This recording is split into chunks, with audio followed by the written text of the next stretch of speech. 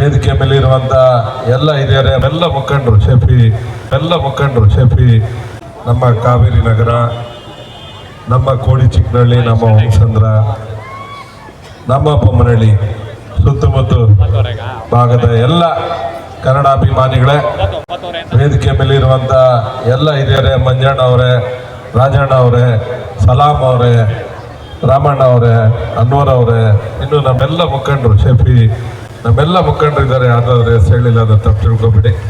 ಮತ್ತೆ ಈ ಕಾರ್ಯಕ್ರಮವನ್ನು ಮಾಡ್ತಾ ಇರುವಂತ ನಮ್ಮ ಕನ್ನಡ ಸಂಘದ ಎಲ್ಲ ಪದಾಧಿಕಾರಿಗಳೇ, ಅಧ್ಯಕ್ಷರೇ, ಬಂದಿರುವಂಥ ಎಲ್ಲ ಕನ್ನಡ ಅಭಿಮಾನಿಗಳೇ, ನಿಮ್ಮೆಲ್ಲರಿಗೂ ಕನ್ನಡ ರಾಜ್ಯೋತ್ಸವದ ಶುಭಾಶಯ ತಿಳಿಸ್ತಾರೆ.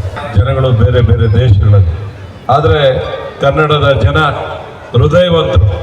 ಈ ರಾಜ್ಯದಲ್ಲಿ ಸಿಗದೇ ಇರೋವಂಥದ್ದು ಏನಾದರೂ ಇದೆಯಾ? KGF ಹೋದ್ರೆ ಬಂಗಾರ ಸಿಗುತ್ತೆ, ನಿಮಗೆ ಕಾಡಿಗೆ ಹೋದ್ರೆ ಸ್ಯಾಂಡಲ್ವುಡ್ ಸಿಗುತ್ತೆ, ಗಂಧದ ಮರ.